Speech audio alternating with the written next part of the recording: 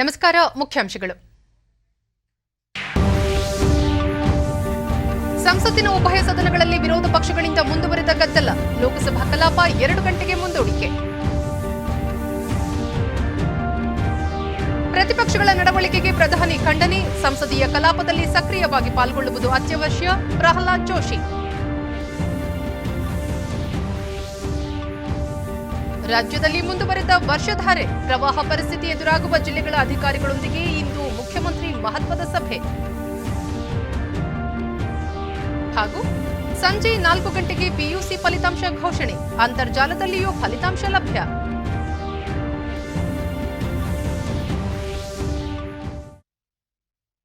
ವಾರ್ತೆಗಳ ವಿವರ. ಲೋಕಸಭೆಯ 2ನೇ ದಿನದ ಕಲಾಪ ಆರಂಭವಾಗುತ್ತಿದ್ದಂತೆ ವಿರೋಧ ಪಕ್ಷಗಳು ಪೆಗಾಸಸ್ ಬೇಹುಗಾರಿಕೆ ಪ್ರಕರಣವನ್ನು ಮುಂದಿಟ್ಟುಕೊಂಡು ಗದ್ದಲದ ವಾತಾವರಣ ಸೃಷ್ಟಿಸಿದವು. ಕಾಂಗ್ರೆಸ್, ತೃಣಮೂಲ ಕಾಂಗ್ರೆಸ್, ಡಿಎಂಕೆ, ಆರ್ಜೆಡಿ ಪಕ್ಷಗಳ ಸಂಸದರು ಪೆಗಾಸಸ್ ಪ್ರಕರಣದ ಬಗ್ಗೆ ಭಿತ್ತಿಪತ್ರಗಳನ್ನು ಪ್ರದರ್ಶಿಸಿ ಘೋಷಣೆ ಕೂಗಿದರು. ಲೋಕಸಭೆ ಕಲಾಪದ ಆರಂಭದ ದಿನವಾದ ನಿನ್ನೆ ಮಾಹಿತಿ ತಂತ್ರಜ್ಞಾನ ಸಚಿವ ಅಶ್ವಿನಿ ವೈಷ್ಣವ್ ಪೆಗಾಸಸ್ ಬೇಹುಗಾರಿಕೆ ಪ್ರಕರಣದಲ್ಲಿ ಸರ್ಕಾರದ ಪಾತ್ರವಿಲ್ಲ ಎಂದು ಸ್ಪಷ್ಟಪಡಿಸಿದ್ದರೂ ವಿರೋಧ ಪಕ್ಷಗಳು ತಮ್ಮ ವಿರೋಧವನ್ನು ಮುಂದುವರಿಸಿ ಕಲಾಪಕ್ಕೆ ಅಡ್ಡಿಪಡಿಸಿವೆ. ಗದ್ದಲದ ಹಿನ್ನೆಲೆಯಲ್ಲಿ ಸಭಾಧ್ಯಕ್ಷ ಓಂ ಬಿರ್ಲಾ ಅವರು ಸದನದ ಕಲಾಪವನ್ನು ಮಧ್ಯಾಹ್ನ 2 ಗಂಟೆಗೆ ಮುಂದೂಡಿದರು. आप सीनियर नेता नोटिस दीजिए, मैं आपका जवाब दिलाऊंगा. आप सरकार ने कल स्टेटमेंट दिया था पूरे तरीके से. सदन में तख्तियां लाना हमारे नियम प्रक्रिया के तहत उचित नहीं है. मैं फिर आपसे आग्रह कर रहा हूं कि सरकार हर मुद्दे पर जवाब देने को तैयार है. आप सीट पर जाकर बैठिए, मैं हर मुद्दे पर आपका बहस कराऊंगा, जवाब देंगे. लेकिन ये तख्तियां और नारेबाजी करना कतई उचित नहीं है. फिर माननीय सदस्यों मैं कह रहा हूं, आप बैठिए सीटों पर. आप जिस भी मुद्दों पर चर्चा करना चाहते हैं उस मुद्दों पर सरकार चर्चा करने को तैयार है. कृपया सदन की कार्रवाई 2 बजे तक के लिए स्थगित की जाती है. ಸಭೆ ಕಲಾಪದ 2ನೇ ದಿನವಾದ ಇಂದು ಇತ್ತೀಚೆಗೆ ನಿಧನ ಹೊಂದಿದ ಗಣ್ಯರಿಗೆ ಶ್ರದ್ಧಾಂಜಲಿ ಸಲ್ಲಿಸಲಾಯಿತು.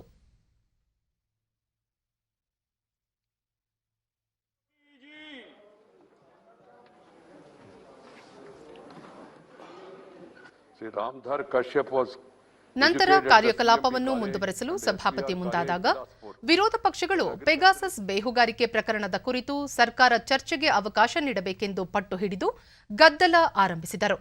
ಆಗ ಸಭಾಪತಿ ಎಂ ವೆಂಕಯ್ಯನಾಯ್ಡು ಜನರ ಸಮಸ್ಯೆಗಳಿಗೆ ಸ್ಪಂದಿಸುವ ವಿಚಾರಗಳನ್ನು ಕುರಿತು ಚರ್ಚಿಸೋಣ, ಪ್ರತಿಯೊಬ್ಬರಿಗೂ ಅವಕಾಶ ನೀಡಲಾಗುವುದು, ಹಲವರು ಈಗಾಗಲೇ ಶೂನ್ಯ ವೇಳೆಯಲ್ಲಿ ಪ್ರಶ್ನೆ ಕೇಳಲು ಅವಕಾಶ ಕೋರಿದ್ದಾರೆ, ಆನಂತರ ಚರ್ಚೆಗೆ ಅವಕಾಶ ನೀಡಲಾಗುವುದು, ಈಗ ಕಲಾಪ ಮುಂದುವರೆಸಲು ಅನುವು ಮಾಡಿಕೊಡಿ ಎಂದು ಮನವಿ ಮಾಡಿದರು. ಆದರೂ ಸಹ ಸ್ಪಂದಿಸದ ವಿರೋಧ ಪಕ್ಷದ ಸದಸ್ಯರು ಗದ್ದಲ ಮುಂದುವರೆಸಿದ ಹಿನ್ನೆಲೆಯಲ್ಲಿ ಕಲಾಪವನ್ನು 12 ಗಂಟೆಗೆ ಮುಂದೂಡಿದರು. ಪುನಃ ಸದನ ಸಮಾವೇಶಗೊಂಡಾಗಲೂ ಗದ್ದಲ ವಾತಾವರಣ ಮುಂದುವರೆದ ಕಾರಣ ಕಲಾಪವನ್ನು ಉಪಸಭಾಪತಿ ಹರಿವಂಶ್ ನಾರಾಯಣ್ ಸಿಂಗ್ ಕಲಾಪವನ್ನು ಮುಂದೂಡಿದರು.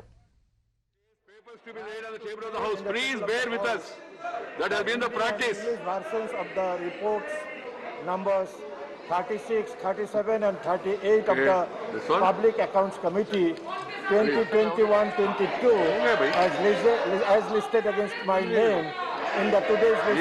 The House is adjourned to meet at 12 o'clock because some people have decided not to allow the House.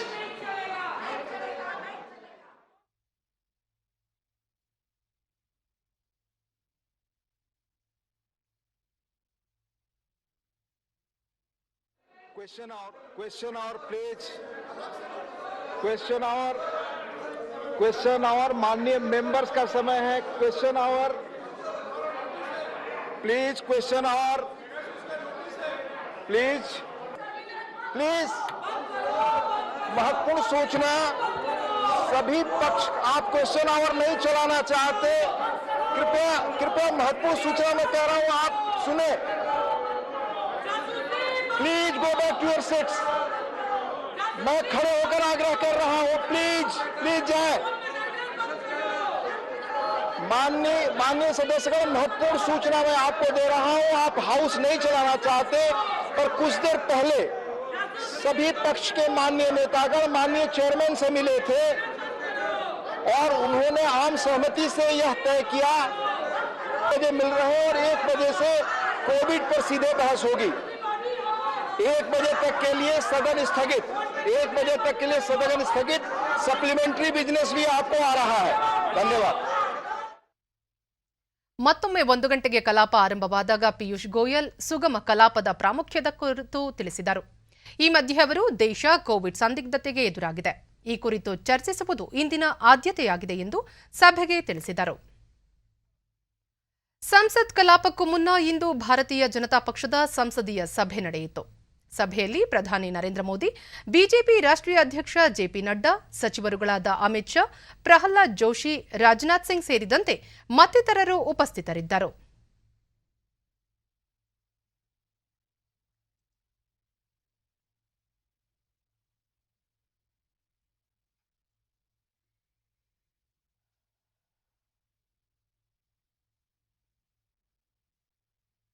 ಬಳಿಕ ಸಭೆಯ ಕುರಿತು ಮಾಹಿತಿ ನೀಡಿದ ಪ್ರಹ್ಲಾದ್ ಜೋಶಿ, ವಿರೋಧ ಪಕ್ಷಗಳ ನಡವಳಿಕೆಗೆ ಪ್ರಧಾನಿ ನರೇಂದ್ರ ಮೋದಿ ಖಂಡನೆ ವ್ಯಕ್ತಪಡಿಸಿದ್ದಾರೆ. ವಿರೋಧ ಪಕ್ಷಗಳು ಸಂಸದೀಯ ಕಲಾಪದಲ್ಲಿ ಸಕ್ರಿಯವಾಗಿ ಪಾಲ್ಗೊಳ್ಳಬೇಕು ಎನ್ನುವುದು ಆಡಳಿತ ಪಕ್ಷದ ನಿರೀಕ್ಷೆಯಾಗಿದೆ. ಆದರೆ ವಿರೋಧ ಪಕ್ಷಗಳು ಗದ್ದಲದ ವಾತಾವರಣ ಮೂಡಿಸಿ ಸಮಯ ವ್ಯರ್ಥ ಮಾಡುತ್ತಿರುವುದು ಸಲ್ಲ ಎಂದರು. ದೇಶ ಇಂದು ಕೋವಿಡ್ ಸೋಂಕಿನ ವಿರುದ್ಧ ಹೋರಾಟ ನಡೆಸುತ್ತಿದೆ. ಈ ಸಮಯದಲ್ಲಿ ವಿಪಕ್ಷಗಳು ಜವಾಬ್ದಾರಿಯುತವಾಗಿ ವರ್ತಿಸಬೇಕು ಎಂದರು. ದೇಶದಲ್ಲಿ ಲಸಿಕಾ ಕಾರ್ಯಕ್ರಮ ಮತ್ತು ಬಡವರ ಕಲ್ಯಾಣಕ್ಕಾಗಿ ಸರ್ಕಾರ ಜಾರಿಗೆ ತಂದಿರುವ ವಿವಿಧ ಯೋಜನೆಗಳನ್ನು ಯಶಸ್ವಿಯಾಗಿ ಫಲಾನುಭವಿಗಳಿಗೆ ತಲುಪಿಸಲು ಶ್ರಮಿಸಬೇಕೆಂದು ಪಕ್ಷದ ಸಂಸದರಿಗೆ ಪ್ರಧಾನಿ ನರೇಂದ್ರ ಮೋದಿ ಸಭೆಯಲ್ಲಿ ತಿಳಿಸಿದರು ಎಂದು ಮಾಹಿತಿ ನೀಡಿದರು. माननीय प्रधानमंत्री जी हमारे सभी एमपीओ को आग्रह किया है, जो वैक्सीनेशन का प्रोग्राम है और गरीब कल्याण योजना है, ये सभी गरीब तक पहुंचना चाहिए। इसके लिए भी हमको प्रयास करना चाहिए। ये कॉल माननीय प्रधानमंत्री जी ने किया है। ಪಿತೂರಿ ಮೂಲಕ ಸದನದ ಕಾರ್ಯಕಲಾಪಗಳಿಗೆ ಅಡಚಣೆ ಮಾಡುವುದರಿಂದ ಭಾರತದ ಅಭಿವೃದ್ಧಿ ಗಾಥೆಯನ್ನು ಹಳಿ ತಪ್ಪಿಸಲಾಗುವುದಿಲ್ಲ ಎಂದು ಕೇಂದ್ರ ಗೃಹ ಸಚಿವ ಅಮಿತ್ ಶಾ ಹೇಳಿದ್ದಾರೆ. ಅವರು ಸಂಸತ್ತಿನ ಮುಂಗಾರು ಅಧಿವೇಶನ ಪ್ರಗತಿಯ ಹೊಸ ಫಲವನ್ನು ನೀಡಲಿದೆ. ಭಾರತದ ಅಭಿವೃದ್ಧಿಯನ್ನು ಸಹಿಸದ ಕೆಲವು ಜಾಗತಿಕ ಸಂಘಟನೆಗಳು ಅಡಚಣೆಗಳನ್ನು ಉಂಟು ಮಾಡುತ್ತಿವೆ ಮತ್ತು ಕೆಲವು ಅಡ್ಡಿಯುಂಟು ಮಾಡುತ್ತಿರುವವರಿಗೆ ಭಾರತದ ಪ್ರಗತಿ ಬೇಕಾಗಿಲ್ಲ ಎಂದು ತಿಳಿಸಿದ್ದಾರೆ. ಸಂಸತ್ತಿನ ಮುಂಗಾರು ಅಧಿವೇಶನದ ಮುನ್ನಾ ದಿನ ಜಾಗತಿಕ ಮಟ್ಟದಲ್ಲಿ ಭಾರತಕ್ಕೆ ಮುಜುಗರವನ್ನು ಉಂಟು ಮಾಡಲು ಕೆಲವು ಹಿತಾಸಕ್ತಿಗಳು ಕೆಲಸ ಮಾಡಿವೆ ಎಂಬ ವರದಿಗಳು ಬಂದಿವೆ ಎಂದು ಅವರು ಹೇಳಿದ್ದಾರೆ. ಸದ್ಯದ ಮುಂಗಾರು ಅಧಿವೇಶನದಲ್ಲಿ ರೈತರು, ಯುವ ಜನಾಂಗ, ಮಹಿಳೆಯರು ಮತ್ತು ಸಮಾಜದ ದುರ್ಬಲ ವರ್ಗದವರ ಕಲ್ಯಾಣ ನಿಟ್ಟಿನಲ್ಲಿ ಹಲವು ಚರ್ಚೆಗಳು ಹಾಗೂ ಮಸೂದೆಗಳು ಮಂಡನೆಯಾಗುತ್ತವೆ ಎಂಬ ನಿರೀಕ್ಷೆ ಜನರಲ್ಲಿ ಇದೆ. ಅವುಗಳು ಈಡೇರುತ್ತವೆ ಎಂದು ಅಮಿತ್ ಶಾ ಹೇಳಿದರು. ಪ್ರಧಾನಿ ನರೇಂದ್ರ ಮೋದಿ ನೇತೃತ್ವದ ಸರ್ಕಾರದ ಆದ್ಯತೆ ರಾಷ್ಟ್ರದ ಕಲ್ಯಾಣ ಎಂಬುದು ಅತ್ಯಂತ ಅಡ್ಡಿಗಳು ಬಂದರೂ ಸಹ ಅವುಗಳನ್ನು ಲೆಕ್ಕಿಸದೆ ಸರ್ಕಾರ ಕಾರ್ಯೋನ್ಮುಖವಾಗಿ ಗುರಿಯನ್ನು ಸಾಧಿಸಲಿದೆ ಎಂದರು. ಮುಖ್ಯಮಂತ್ರಿ ಬಿಎಸ್ ಯಡಿಯೂರಪ್ಪ ಇಂದು ರಾಜ್ಯದಲ್ಲಿ ಮಳೆಯಿಂದ ಬಾಧಿತವಾಗಿರುವ 12 ಜಿಲ್ಲೆಗಳ ಹಿರಿಯ ಅಧಿಕಾರಿಗಳೊಂದಿಗೆ ಹಾನಿ ಹಾಗೂ ಪರಿಹಾರ ಕ್ರಮಗಳ ಕುರಿತು ಚರ್ಚೆ ನಡೆಸಲಿದ್ದಾರೆ. ವಿಡಿಯೋ ಸಂವಾದದ ಮೂಲಕ ಆಯೋಜಿಸಲಾಗಿರುವ ಸಭೆಯಲ್ಲಿ ಸಚಿವರುಗಳಾದ ಬಸವರಾಜ ಬೊಮ್ಮಾಯಿ, ಆರ್ ಅಶೋಕ ಸೇರಿದಂತೆ ಜಿಲ್ಲಾಧಿಕಾರಿಗಳು, ಜಿಲ್ಲಾ ಪೊಲೀಸ್ ವರಿಷ್ಠಾಧಿಕಾರಿಗಳು ಮತ್ತು ಸಂಬಂಧಿಸಿದ ಇಲಾಖೆಯ ಅಧಿಕಾರಿಗಳು ಭಾಗವಹಿಸುವ ನಿರೀಕ್ಷೆಯಿದೆ. ಹಲವು ದಿನಗಳಿಂದ ಸುರಿಯುತ್ತಿರುವ ಭಾರೀ ಮಳೆಯಿಂದಾಗಿ ಉಡುಪಿ, ಉತ್ತರ ಕನ್ನಡ, ದಕ್ಷಿಣ ಕನ್ನಡ, ಕೊಡಗು, ಹಾಸನ, ಚಿಕ್ಕಮಗಳೂರು, ಶಿವಮೊಗ್ಗ, ಕಲಬುರಗಿ, ಕೊಪ್ಪಳ, ವಿಜಯನಗರ, ವಿಜಯಪುರ ಮತ್ತು ಬಳ್ಳಾರಿ ಜಿಲ್ಲೆಗಳಲ್ಲಿ ವ್ಯಾಪಕ ಹಾನಿ ಸಂಭವಿಸಿದೆ.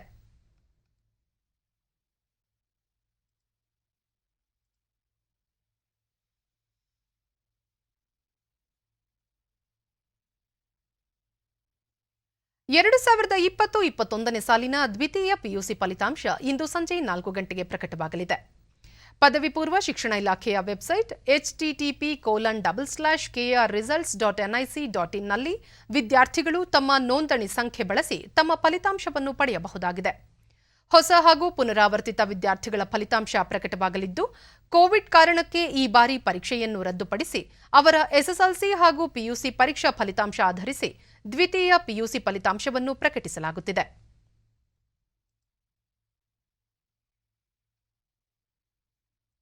ರಾಮನಗರ ಜಿಲ್ಲೆ ಬಿಡದಿ ಹೋಬಳಿಯ ಬಾನಂದೂರಿನಲ್ಲಿ ವಿಶ್ವ ಪಾರಂಪರಿಕ ಕೇಂದ್ರ ನಿರ್ಮಾಣಕ್ಕೆ ಉಪಮುಖ್ಯಮಂತ್ರಿ ಡಾಕ್ಟರ್ ಸಿಎನ್ ಅಶ್ವತ್ಥನಾರಾಯಣ ನಿನ್ನೆ ಚಾಲನೆ ನೀಡಿದರು. ಕಾರ್ಯಕ್ರಮದಲ್ಲಿ ಕನ್ನಡ ಮತ್ತು ಸಂಸ್ಕೃತಿ ಇಲಾಖೆ ಸಚಿವ ಅರವಿಂದ ಲಿಂಬಾವಳಿ, ಶಾಸಕ ಎ ಮಂಜುನಾಥ್, ಆದಿಚುಂಚನಗಿರಿ ಮಠಾಧೀಶರಾದ ಡಾಕ್ಟರ್ ನಿರ್ಮಲಾನಂದನಾಥ ಸ್ವಾಮೀಜಿ ಸೇರಿ ಹಲವು ಗಣ್ಯರು ಉಪಸ್ಥಿತರಿದ್ದರು.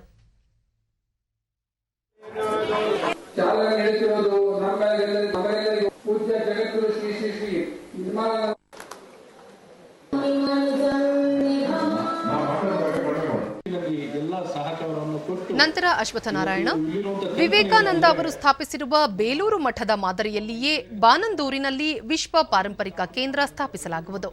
ಇದೊಂದು ಸಮಾಜಮುಖಿ ಕೆಲಸವಾಗಿದ್ದು ಈ ಕಾರ್ಯಕ್ಕೆ ಜನಪ್ರತಿನಿಧಿಗಳು ಹಾಗೂ ಸಾರ್ವಜನಿಕರು ಸಹಕಾರ ನೀಡಬೇಕು ಎಂದರು.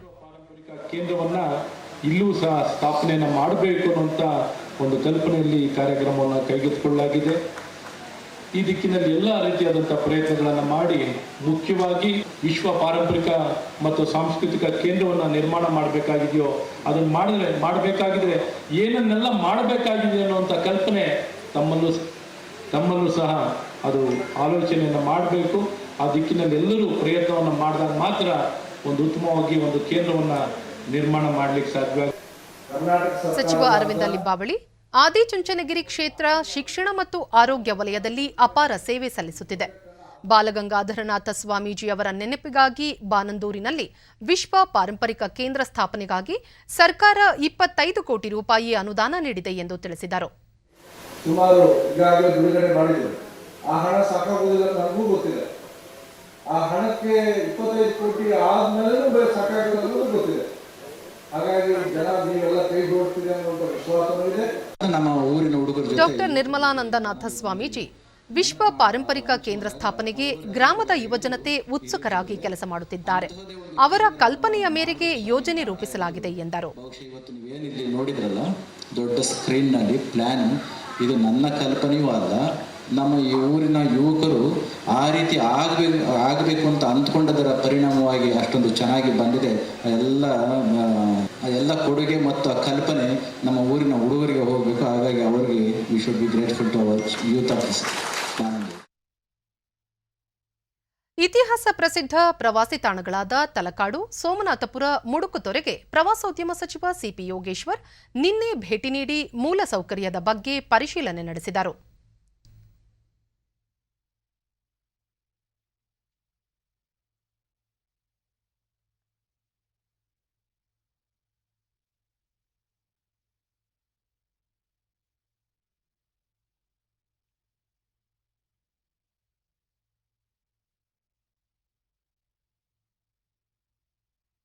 ಬಳಿಕ ಅವರು ತಲಕಾಡನ್ನು ಪ್ರವಾಸಿ ತಾಣವನ್ನಾಗಿ ಅಭಿವೃದ್ಧಿಪಡಿಸಲು ಇನ್ನು ಮುಂದೆ ಪ್ರತಿ ವರ್ಷ ದಸರಾ ಸಂದರ್ಭದಲ್ಲಿ ಗಂಗರ ಉತ್ಸವವನ್ನು ಆಚರಿಸಲಾಗುವುದು. ಪ್ರವಾಸಿಗರನ್ನು ಆಕರ್ಷಿಸುವ ಉದ್ದೇಶದಿಂದ ಕೃಷ್ಣರಾಜಸಾಗರದ ಹಿನ್ನೀರಿನಲ್ಲಿ ಜಲ ಮತ್ತು ಸಾಹಸ ಕ್ರೀಡೆಗಳನ್ನು ಪ್ರಾರಂಭಿಸಲಾಗುವುದು ಎಂದು ತಿಳಿಸಿದರು. ಬಡ ವಿದ್ಯಾರ್ಥಿಗಳು ಪ್ರವಾಸ ಕೈಗೊಳ್ಳಲು ಸಹಕಾರಿಯಾಗುವಂತೆ ರಾಜ್ಯದ 10 ಜಿಲ್ಲೆಗಳಲ್ಲಿ ಹಾಸ್ಟೆಲ್ ಮಾದರಿ ಪ್ರವಾಸಿ ಮಂದಿರಗಳನ್ನು ನಿರ್ಮಿಸಲು ಚಿಂತನೆ ನಡೆಸಲಾಗಿದೆ. ಇಲ್ಲಿ ವಿದ್ಯಾರ್ಥಿಗಳಿಗೆ ಉಚಿತ ವಸತಿ ಮತ್ತು ಊಟ ಕಲ್ಪಿಸಲಾಗುವುದು ಎಂದರು. ಕರ್ನಾಟಕದಲ್ಲಿ ಹೆಲಿ ಟೂರಿಸಂಗೆ ಕೇಂದ್ರ ಸರ್ಕಾರ ಅನುಮತಿ ನೀಡಿದೆ. ಹೀಗಾಗಿ ಶೀಘ್ರವೇ ಬೆಂಗಳೂರು, ಮೈಸೂರು ಸೇರಿ ಹಲವೆಡೆ ಹೆಲಿ ಟೂರಿಸಂ ಆರಂಭಿಸಲಾಗುವುದು ಎಂದು ತಿಳಿಸಿದರು. ನಾವು ಬರೀ ಏನು ಧಾರ್ಮಿಕ ಕ್ಷೇತ್ರ ಅಂತ ಅಭಿವೃದ್ಧಿ ಮಾಡಲ್ಲ, ಇದನ್ನ ಪ್ರವಾಸಿಗ ದೃಷ್ಟಿಕೋನದಿಂದ ಮಕ್ಕಳಿಗೆ, ವಿದ್ಯಾರ್ಥಿಗಳಿಗೆ ಇತಿಹಾಸ ತಿಳಿಸ್ತಕ್ಕಂಥ ಒಂದು ಕ್ಷೇತ್ರವಾಗಿ ಅಭಿವೃದ್ಧಿ ಮಾಡಬೇಕು. ಈಗ ಸೀ ಪ್ಲೇನ್ ಅಂತ ಅಂದ್ವಿ. ಸೀ ಪ್ಲೇನ್ಗೆ ನಮ್ಮದು ಸೆಂಟ್ರಲ್ ಗೌರ್ಮೆಂಟ್ ನಮಗೆ ಪರ್ಮಿಷನ್ ಕೊಟ್ಟಿದೆ ಈಗ KRS ಅಲ್ಲಿ. ಕೇಂದ್ರ ಪ್ರವಾಸೋದ್ಯಮ, ಬಂದರು, ನೌಕಾಯಾನ ಹಾಗೂ ಜಲಸಾರಿಗೆ ರಾಜ್ಯ ಸಚಿವರಾಗಿ ಶ್ರೀಪಾದ್ ಯೆಸ್ಸೋ ನಾಯಕ್ ಇಂದು ಅಧಿಕಾರ ಸ್ವೀಕರಿಸಿದರು.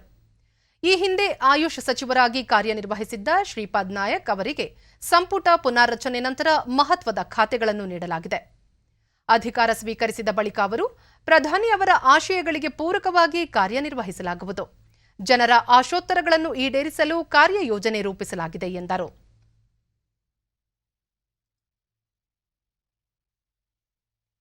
ರೈತ ಉತ್ಪನ್ನಗಳ ಸಂಗ್ರಹಕ್ಕೆ ಸಂಬಂಧಿಸಿದಂತೆ ಕೇಂದ್ರ ಸರ್ಕಾರವು ಮಹತ್ವದ ನಿರ್ಧಾರ ಕೈಗೊಂಡಿದ್ದು, ಆಮದುದಾರರಿಗೆ ಧಾನ್ಯಗಳ ಸಂಗ್ರಹಣ ಮಿತಿಯನ್ನು ಹೆಚ್ಚಿಸಿದೆ. ಸಗಟು ವ್ಯಾಪಾರಸ್ಥರು, ಗಿರಣಿ ಮಾಲೀಕರು ಹಾಗೂ ಧಾನ್ಯಗಳ ಆಮದುದಾರರಿಗೆ ಈ ನಿಯಮ ಅನ್ವಯವಾಗಲಿದೆ. ರಾಜ್ಯ ಸರ್ಕಾರಗಳು ಹಾಗೂ ವ್ಯಾಪಾರಸ್ಥರು ಧಾನ್ಯಗಳ ಬೆಲೆಗಳನ್ನು ಕಡಿತಗೊಳಿಸುವ ಕುರಿತು ಸಲ್ಲಿಸಿದ್ದ ಅಭಿಪ್ರಾಯವನ್ನು ಆಧರಿಸಿ ಸರ್ಕಾರ ಈ ಕ್ರಮ ಕೈಗೊಂಡಿದೆ.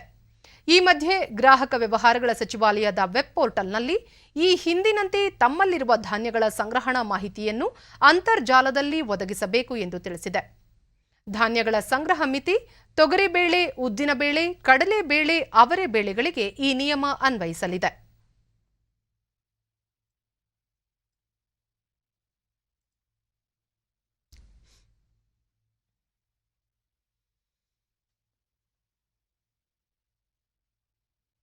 ರಾಜ್ಯಸಭೆಯ ಉಪನಾಯಕರಾಗಿ ಕೇಂದ್ರ ಅಲ್ಪಸಂಖ್ಯಾತ ವ್ಯವಹಾರಗಳ ಸಚಿವ ಮುಖ್ತಾರ್ ಅಬ್ಬಾಸ್ ನಖ್ವಿ ನೇಮಕಗೊಂಡಿದ್ದಾರೆ.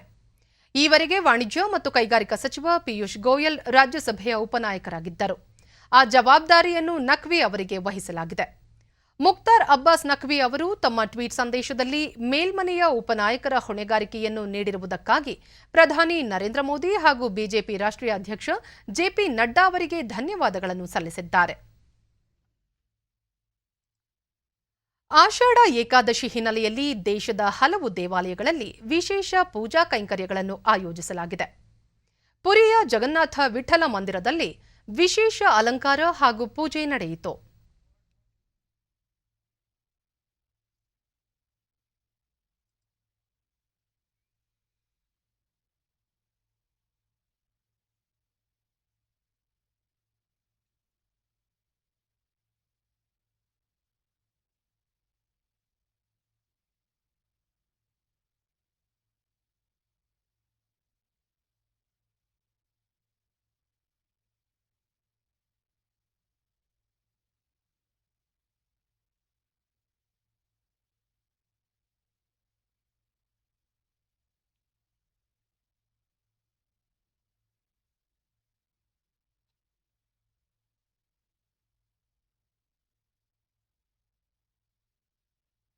ಪ್ರಧಾನಿ ನರೇಂದ್ರ ಮೋದಿ ಅವರು ತಮ್ಮ ಟ್ವೀಟ್ ಸಂದೇಶದಲ್ಲಿ ಆಷಾಢ ಏಕಾದಶಿಯು ಎಲ್ಲರಿಗೂ ಶುಭ ತರಲಿ, ಸಂತೋಷ ಮತ್ತು ಉತ್ತಮ ಆರೋಗ್ಯ ಕರುಣಿಸಲಿ ಎಂದು ತಿಳಿಸಿದ್ದಾರೆ.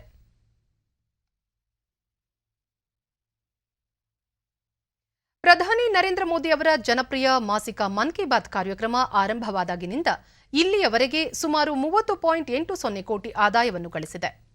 ರಾಜ್ಯಸಭೆಗೆ ನೀಡಿರುವ ಲಿಖಿತ ಉತ್ತರದಲ್ಲಿ ಕೇಂದ್ರ ವಾರ್ತಾ ಮತ್ತು ಪ್ರಸಾರ ಖಾತೆ ಸಚಿವ ಅನುರಾಗ್ ಠಾಕೂರ್ ಅವರು 2014ರಿಂದ ಇಲ್ಲಿಯವರೆಗೆ ಮನ್ ಕಿ ಬಾತ್ ಕಾರ್ಯಕ್ರಮ 30.80 ಕೋಟಿ ರೂಪಾಯಿ ಆದಾಯ ಗಳಿಸಿದೆ. ಆ ಪೈಕಿ 2017-18ರಲ್ಲಿ ಅತ್ಯಧಿಕ 10 ಕೋಟಿ 64 ಲಕ್ಷ ರೂಪಾಯಿ ಆದಾಯ ಬಂದಿದೆ ಎಂದು ತಿಳಿಸಿದ್ದಾರೆ. ಪ್ರಧಾನಮಂತ್ರಿಗಳ ಈ ಕಾರ್ಯಕ್ರಮದ ಪ್ರಮುಖ ಉದ್ದೇಶ ಆಡಳಿತದ ವಿಷಯದ ಬಗ್ಗೆ ಸಾರ್ವಜನಿಕರೊಂದಿಗೆ ಸಂವಾದ ನಡೆಸುವುದಾಗಿದೆ ಎಂದು ಸಚಿವರು ಪುನರುಚ್ಚರಿಸಿದ್ದಾರೆ. ಅಲ್ಲದೆ ಈ ರೇಡಿಯೋ ಕಾರ್ಯಕ್ರಮ ದೇಶ ವಿದೇಶಗಳಲ್ಲೂ ಜನಪ್ರಿಯವಾಗಿದ್ದು, ಇದು ದೇಶದ ಪ್ರತಿಯೊಬ್ಬ ಪ್ರಜೆಗೂ ಸಂಪರ್ಕ ಕಲ್ಪಿಸುತ್ತದೆ ಮತ್ತು ಅವರು ಆಡಳಿತದಲ್ಲಿ ಭಾಗಿಯಾಗಲು ಸಲಹೆ ಸೂಚನೆಗಳನ್ನು ನೀಡಬಹುದಾಗಿದೆ ಎಂದು ತಿಳಿಸಿದ್ದಾರೆ. ಬಿಎಆರ್ಸಿ ನಡೆಸಿರುವ ಶ್ರೋತೃಗಳ ಸಮೀಕ್ಷೆಯಲ್ಲಿ ಮನ್ ಕಿ ಬಾತ್ ಕಾರ್ಯಕ್ರಮ ಭಾರತದ ಅತ್ಯಂತ ಜನಪ್ರಿಯ ಕಾರ್ಯಕ್ರಮ ಎಂದು ವ್ಯಕ್ತವಾಗಿದ್ದು, ಶ್ರೋತೃಗಳ ಸಂಖ್ಯೆ 2018ರಲ್ಲಿ 6 ಕೋಟಿ ಇದ್ದದ್ದು 2020ರ ಅವಧಿಯಲ್ಲಿ 14.35 ಕೋಟಿಗೆ ಏರಿಕೆಯಾಗಿದೆ ಎಂದರು. ಪ್ರಸಾರ ಭಾರತೀಯ ಆಕಾಶವಾಣಿ ಹಾಗೂ ದೂರದರ್ಶನದ ಎಲ್ಲ ವಾಹಿನಿಗಳಲ್ಲಿ ಹಾಗೂ 23 ಪ್ರಾದೇಶಿಕ ಭಾಷೆಗಳಲ್ಲಿ ಈ ಮನದ ಮಾತು ಕಾರ್ಯಕ್ರಮ ಪ್ರತಿ ತಿಂಗಳ ಕೊನೆಯ ಭಾನುವಾರ ಪ್ರಸಾರವಾಗುತ್ತಿದೆ. ದೇಶದಲ್ಲಿ ಕಳೆದ 24 ಗಂಟೆಗಳಲ್ಲಿ 30,093 ಹೊಸ ಕೊರೋನಾ ಸೋಂಕು ಪ್ರಕರಣಗಳು ದಾಖಲಾಗಿವೆ. ಒಟ್ಟು ಸೋಂಕಿತರ ಸಂಖ್ಯೆ 3,74,74,322ಕ್ಕೆ ತಲುಪಿದೆ. ಇದೇ ಅವಧಿಯಲ್ಲಿ 45,254 ಮಂದಿ ಚೇತರಿಸಿಕೊಂಡು ವಿವಿಧ ಆಸ್ಪತ್ರೆಗಳಿಂದ ಬಿಡುಗಡೆಯಾಗಿದ್ದಾರೆ. ಇದರೊಂದಿಗೆ ಒಟ್ಟಾರೆ ಗುಣಮುಖರಾದವರ ಸಂಖ್ಯೆ 3,53,53,710ಕ್ಕೆ ಹೆಚ್ಚಳವಾಗಿದೆ. ಚೇತರಿಕೆ ಪ್ರಮಾಣ 97.32%ರಷ್ಟಿದೆ. ಒಟ್ಟು 4,06,130 ಸಕ್ರಿಯ ಪ್ರಕರಣಗಳಿವೆ. ಈ ಪ್ರಮಾಣ 1.35%ರಷ್ಟಿದೆ. ಇದೇ ಅವಧಿಯಲ್ಲಿ 374 ಮಂದಿ ಮೃತಪಟ್ಟಿದ್ದು, ಇದರೊಂದಿಗೆ ಒಟ್ಟಾರೆ 4,14,482 ಮಂದಿ ಸಾವಿಗೀಡಾದಂತಾಗಿದೆ. ಇದು 1.33%ರಷ್ಟಿದೆ. ರಾಜ್ಯದಲ್ಲಿ ನಿನ್ನೆ ಹೊಸದಾಗಿ 1291 ಕೋವಿಡ್ ಪ್ರಕರಣಗಳು ದೃಢಪಟ್ಟಿದ್ದು, ಇದರೊಂದಿಗೆ ಒಟ್ಟು ಸೋಂಕು ಪ್ರಕರಣಗಳ ಸಂಖ್ಯೆ 28,85,238ಕ್ಕೆ ಏರಿಕೆಯಾಗಿದೆ. 3,015 ಮಂದಿ ಆಸ್ಪತ್ರೆಯಿಂದ ಬಿಡುಗಡೆಯಾಗಿದ್ದು, ಇದುವರೆಗೂ ಗುಣಮುಖರಾದವರ ಒಟ್ಟು ಸಂಖ್ಯೆ 28,21,491ಕ್ಕೆ ತಲುಪಿದೆ. ನಿನ್ನೆ 40 ಮಂದಿ ಸಾವನ್ನಪ್ಪಿದ್ದು, ಮೃತಪಟ್ಟವರ ಸಂಖ್ಯೆ 36,197ಕ್ಕೆ ಏರಿಕೆಯಾಗಿದೆ. ಸದ್ಯ ರಾಜ್ಯದಲ್ಲಿ 27,527 ಸಕ್ರಿಯ ಪ್ರಕರಣಗಳಿವೆ ಎಂದು ಆರೋಗ್ಯ ಮತ್ತು ಕುಟುಂಬ ಕಲ್ಯಾಣ ಇಲಾಖೆ ತಿಳಿಸಿದೆ. ಬೆಂಗಳೂರಿನಲ್ಲಿ 266 ಮಂದಿಗೆ ಸೋಂಕು ತಗುಲಿದ್ದು, ಒಟ್ಟು ಸೋಂಕು ಪ್ರಕರಣಗಳ ಸಂಖ್ಯೆ 12,22,455ಕ್ಕೆ ಏರಿಕೆಯಾಗಿದೆ. 1,202 ಮಂದಿ ಆಸ್ಪತ್ರೆಯಿಂದ ಬಿಡುಗಡೆಯಾಗಿದ್ದು, ಇದುವರೆಗೂ ಒಟ್ಟು 11,95,843 ಮಂದಿ ಗುಣಮುಖರಾಗಿದ್ದಾರೆ. ಸದ್ಯ 10,809 ಸಕ್ರಿಯ ಪ್ರಕರಣಗಳಿವೆ. ಬೆಂಗಳೂರಿನಲ್ಲಿ 6 ಮಂದಿ ಮೃತಪಟ್ಟಿದ್ದು, ಇದುವರೆಗೂ ಒಟ್ಟು 15,802 ಮಂದಿ ಸಾವನ್ನಪ್ಪಿದ್ದಾರೆ. ಕೊಪ್ಪಳದಲ್ಲಿ ಯಾವುದೇ ಪ್ರಕರಣ ವರದಿಯಾಗಿಲ್ಲ. ಉಳಿದಂತೆ ರಾಜ್ಯದ ವಿವಿಧ ಜಿಲ್ಲೆಗಳಲ್ಲಿ ದಾಖಲಾಗಿರುವ ಸೋಂಕು ಪ್ರಕರಣಗಳ ಸಂಖ್ಯೆ ಈ ರೀತಿ ಇವೆ.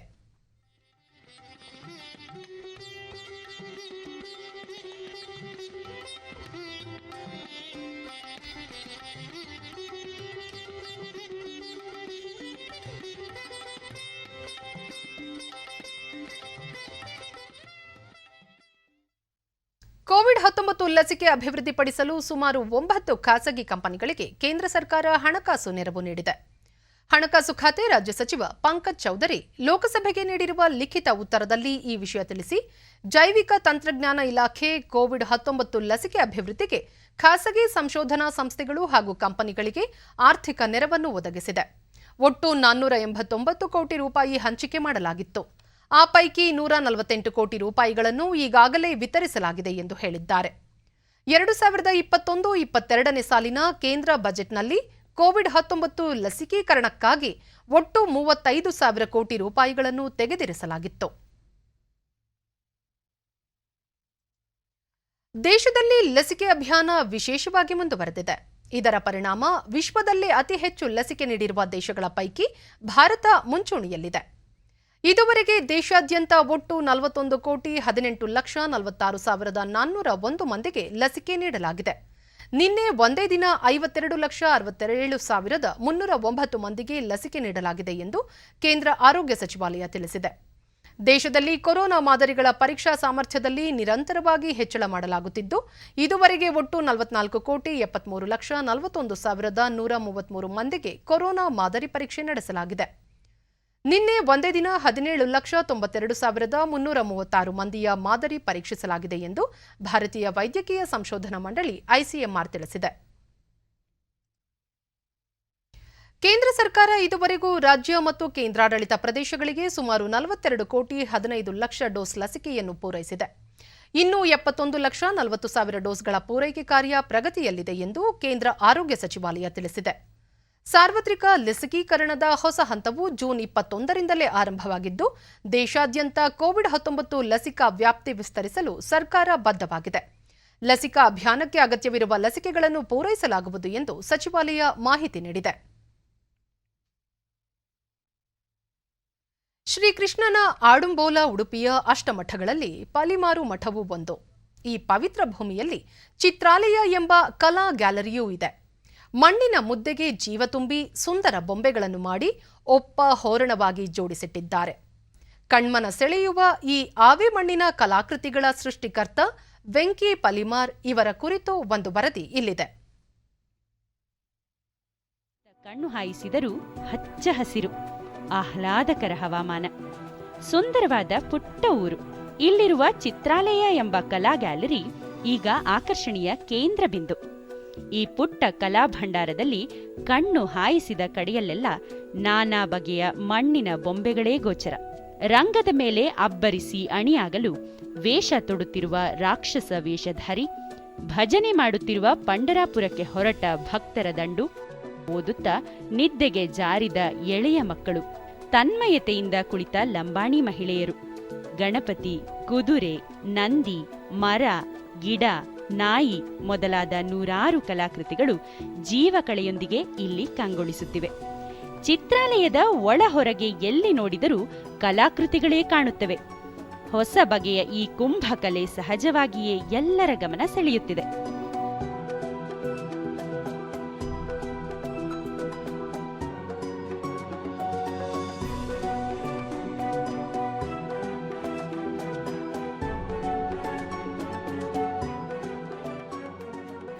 ವೆಂಕಟರಮಣ ಕಾಮತ್ ಎಂಬ ಆವೆ ಮಣ್ಣಿನ ಕಲಾವಿದ ವೆಂಕಿ ಪರಿಮಾರ್ ಎಂದೇ ಖ್ಯಾತರಾಗಿದ್ದಾರೆ. ಬಾಲ್ಯದಿಂದಲೂ ಮಣ್ಣಿನೊಂದಿಗೆ ಆಟವಾಡುತ್ತಾ ಏಕಲವ್ಯನಂತೆ ಗುರುಗಳಿಲ್ಲದೆ ಗುರಿ ಸಾಧಿಸಿದ ಈ ಕಲಾವಿದ ಟೆರಾಕೋಟಾ ಕಲಾಕೃತಿಯನ್ನು ರಚಿಸುವುದರಲ್ಲಿ ಸಿದ್ಧಹಸ್ತರು. ರಾಷ್ಟ್ರ ಪ್ರಶಸ್ತಿಗೂ ಭಾಜನರು. ಮಣ್ಣು ತಂದು ಕಲಸಿ ಅದನ್ನು ಬಡಿಗೆಯಿಂದ ಬಡಿದು ಹದ ಮಾಡಿ ನುಣುಪಾದ ಮಣ್ಣಿನಿಂದ ತಮ್ಮ ಕಲ್ಪನೆಯನ್ನು ಕೈಯಲ್ಲಿ ಮೂಡಿಸುವ ಇವರ ಕೈಚಳಕ ನೋಡುಗರನ್ನು ನಿಬ್ಬೆರಗಾಗಿಸುತ್ತದೆ. ಈ ಕಲಾ ಗ್ಯಾಲರಿಯಲ್ಲಿ ಮಣ್ಣು ಮೂರ್ತಿಯಾಗಿ ಅರಳಿ ಕಲೋಪಾಸಕರ ಹೃದಯದೊಂದಿಗೆ ಮಾತನಾಡುತ್ತವೆ. ಹೃದಯ ಸಂವೇದಿ ಮೂರ್ತಿಗಳು ಮನಮುಟ್ಟುತ್ತವೆ. ನೈಸರ್ಗಿಕ, ಪರಿಸರ, ಗ್ರಾಮೀಣ ಬದುಕು, ಯಕ್ಷಗಾನ, ಶಾಲಾ ಮಕ್ಕಳು, ಪ್ರಾಣಿ, ದೈವಿಕ ಪರಂಪರೆ, ಕೋಲ, ತುಳುನಾಡಿನ ದೈವಗಳು, ಜಾನಪದ, ಬುದ್ಧ, ಮೀರಾಬಾಯಿ, ಯೇಸು ಕ್ರಿಸ್ತ, ವಿಶ್ವೇಶ್ವರಯ್ಯ ಹೀಗೆ 10 ಹಲವು ಕಲಾಕೃತಿಗಳು ವೆಂಕಿಯವರ ಕೈಯಲ್ಲಿ ವಿನೂತನವಾಗಿ ಅರಳಿವೆ.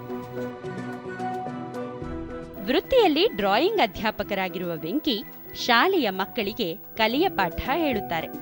ತಮ್ಮ ವಿಶಿಷ್ಟ ಪ್ರತಿಭೆಯನ್ನು ಕೇವಲ ಟೆರ್ರಾಕೋಟಾ ಕಲಾವೈಭವಕ್ಕೆ ಸೀಮಿತಗೊಳಿಸದೆ ಮರಳು ಶಿಲ್ಪ, ಮ್ಯೂರಲ್, ತೈಲವರ್ಣ, ಜಲವರ್ಣ, ಥರ್ಮಕೋಲ್ ಕಲಾಕೃತಿಗಳ ತಯಾರಿಕೆಯಲ್ಲೂ ನೈಪುಣ್ಯತೆ ಗಳಿಸಿದ್ದಾರೆ.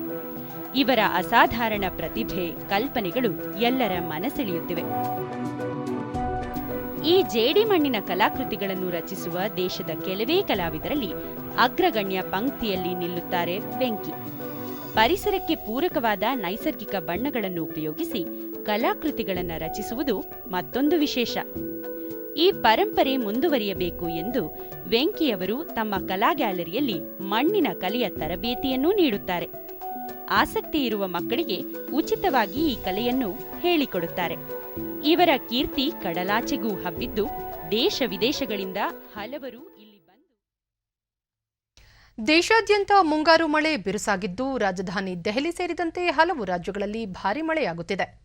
ಮುಂದಿನ 24 ಗಂಟೆಗಳಲ್ಲಿ ಕರ್ನಾಟಕ ಸೇರಿದಂತೆ ಜಮ್ಮು ಕಾಶ್ಮೀರ, ಹಿಮಾಚಲ ಪ್ರದೇಶ, ಮಹಾರಾಷ್ಟ್ರ ರಾಜ್ಯಗಳಲ್ಲಿ ಭಾರೀ ಮಳೆಯಾಗುವ ನಿರೀಕ್ಷೆ ಇದೆ.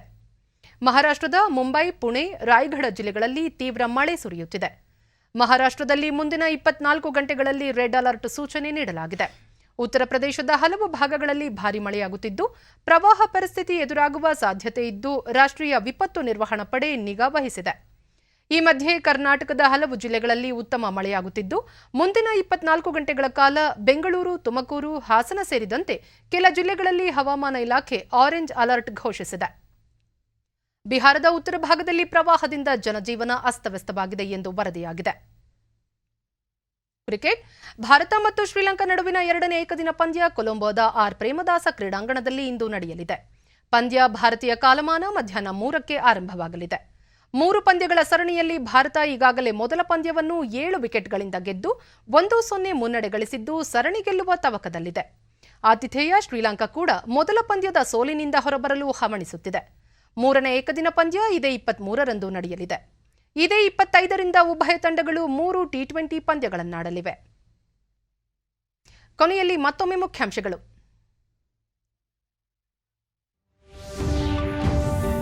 ಸಂಸತ್ತಿನ ಉಭಯ ಸದನಗಳಲ್ಲಿ ವಿರೋಧ ಪಕ್ಷಗಳಿಂದ ಮುಂದುವರೆದ ಗದ್ದಲ. ಲೋಕಸಭಾ ಕಲಾಪ 2 ಗಂಟೆಗೆ ಮುಂದೂಡಿಕೆ. ಪ್ರತಿಪಕ್ಷಗಳ ನಡವಳಿಕೆಗೆ ಪ್ರಧಾನಿ ಖಂಡನೆ. ಸಂಸದೀಯ ಕಲಾಪದಲ್ಲಿ ಸಕ್ರಿಯವಾಗಿ ಪಾಲ್ಗೊಳ್ಳುವುದು ಅತ್ಯವಶ್ಯ. ಪ್ರಹ್ಲಾದ್ ಜೋಶಿ.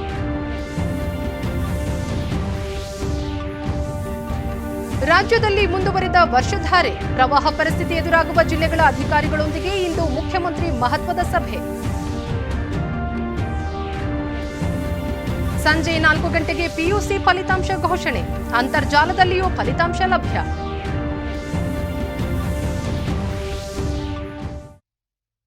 ನಮ್ಮ ವಾರ್ತಾ ಪ್ರಸಾರವನ್ನು ನೀವು ಡಿಡಿ ಚಂದನ ನ್ಯೂಸ್ ಯೂಟ್ಯೂಬ್ ಚಾನೆಲ್ನಲ್ಲೂ ವೀಕ್ಷಿಸಬಹುದು. ವೀಕ್ಷಕರೇ, ಈಗ ನಾನು ಸ್ಟುಡಿಯೋದಿಂದ ತೆರಳುತ್ತಿರುವ ಕಾರಣ ಮಾಸ್ಕ್ ಧರಿಸುತ್ತಿದ್ದೇನೆ. ನೀವು ಸಹ ಮನೆಯಿಂದ ಹೊರಹೋಗುವ ಮುನ್ನ ಸರಿಯಾದ ಕ್ರಮದಲ್ಲಿ ತಪ್ಪದೇ ಮಾಸ್ಕ್ ಧರಿಸಿ. ವ್ಯಕ್ತಿಗತ ಅಂತರ ಕಾಪಾಡಿಕೊಳ್ಳುವುದರೊಂದಿಗೆ ನೀವು ಸುರಕ್ಷಿತವಾಗಿರಿ, ನಿಮ್ಮವರನ್ನು ಸುರಕ್ಷಿತವಾಗಿರಿಸಿ. ನೈರ್ಮಲ್ಯಕ್ಕೆ ಆದ್ಯತೆ ನೀಡುವುದರ ಜೊತೆಗೆ ಸೋಂಕು ತಡೆಗೆ ಕೋವಿಡ್-19 ಲಸಿಕೆ ಪಡೆಯುವುದು ಅಗತ್ಯ. ನಮ್ಮ ಮುಂದಿನ ವಾರ್ತಾ ಪ್ರಸಾರ ಸಂಜೆ 4:30ಕ್ಕೆ. ನಮಸ್ಕಾರ.